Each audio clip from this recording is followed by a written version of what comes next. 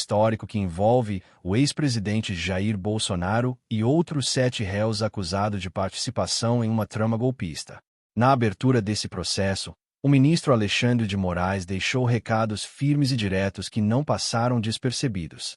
Ele falou sobre impunidade, sobre a tentativa de anistia, criticou a pressão feita pelo governo dos Estados Unidos, reforçou o compromisso da Corte com o devido processo legal e ainda fez menções que atingiram diretamente aliados próximos de Bolsonaro, como o deputado Eduardo Bolsonaro.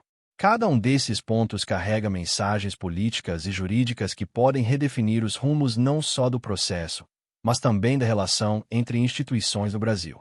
Vamos destrinchar cada um desses recados para você entender o peso das palavras de Moraes e as consequências que podem vir a seguir. Primeiro ponto: a questão da anistia e da impunidade. Sem citar nomes, o ministro foi categórico ao rejeitar a ideia de perdoar os envolvidos nos atos golpistas.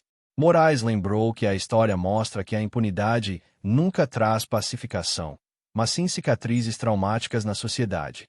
Na prática, ele está respondendo a setores políticos que defendem uma anistia como caminho para virar a página. Moraes deixou claro: confundir pacificação com omissão é perigoso. Para ele, tolerar esse tipo de conduta seria não apenas desrespeitar a Constituição, mas também abrir espaço para novas tentativas de golpe. É um recado duro, que mira diretamente discursos de aliados do ex-presidente que insistem em relativizar o 8 de janeiro. Segundo ponto: a pressão dos Estados Unidos. Outro trecho forte do discurso foi quando Moraes revelou que houve uma tentativa de submeter o STF ao crivo de um Estado estrangeiro. Ele falava das pressões vindas do governo Donald Trump, que chegou a aplicar sanções contra ministros da Corte, incluindo Moraes. Trump cancelou vistos, bloqueou bens e até usou o julgamento de Bolsonaro como justificativa para impor tarifas sobre produtos brasileiros. Para Moraes, isso foi uma ação inédita e traiçoeira, que tentou coagir a justiça brasileira. Sua resposta foi enfática: o STF não se curvará a pressões internacionais.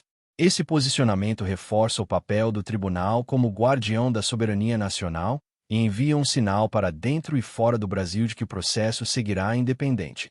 Terceiro ponto: o devido processo legal. Moraes também tratou de uma crítica recorrente: a de que os réus não teriam um julgamento justo. Ele frisou que o Supremo está respeitando todos os princípios do devido processo legal, ampla defesa, contraditório e análise de provas. O ministro afirmou que ninguém será condenado sem provas acima de qualquer dúvida razoável. Se houver evidência de inocência ou mesmo dúvidas relevantes, os réus serão absolvidos. Essa fala busca legitimar o julgamento perante a sociedade, reforçando que não se trata de perseguição política, mas de um processo jurídico amparado na Constituição. Quarto ponto: a competência do STF. Outro recado importante foi a lembrança de que a Constituição de 1988 deu competência penal ao Supremo Tribunal Federal. Isso significa que o tribunal não está extrapolando funções, como alguns críticos sugerem, mas apenas cumprindo seu papel. Moraes classificou o julgamento como um desdobramento natural da função do STF e reiterou que a Corte não está se afastando do que a lei determina. Esse é um argumento que fortalece a posição institucional do Supremo e desmonta a narrativa de que haveria abuso de poder. Quinto ponto: menção a Eduardo Bolsonaro. Por fim, Moraes trouxe para a cena o nome de Eduardo Bolsonaro. Ele mencionou um inquérito aberto pela Procuradoria-Geral da República para investigar se o deputado atuou para pressionar o governo americano a sancionar autoridades brasileiras, numa tentativa de enfraquecer a ação penal contra seu pai. Esse detalhe mostra que a investigação pode avançar ainda mais e atingir diretamente pessoas do círculo íntimo de Bolsonaro. Ou seja, o processo não se restringe apenas ao ex-presidente, mas pode se expandir para aliados que tentaram interferir no desenrolar da justiça. Conclusão. Em resumo, a fala de Alexandre de Moraes na abertura desse julgamento foi muito mais do que uma formalidade. Foi um discurso político, jurídico e simbólico. Ele rejeitou a anistia, enfrentou pressões externas, reafirmou o compromisso com o devido processo legal, lembrou da competência do STF e colocou Eduardo Bolsonaro no radar. Cada uma dessas mensagens tem impacto direto no rumo do processo e no futuro político do país.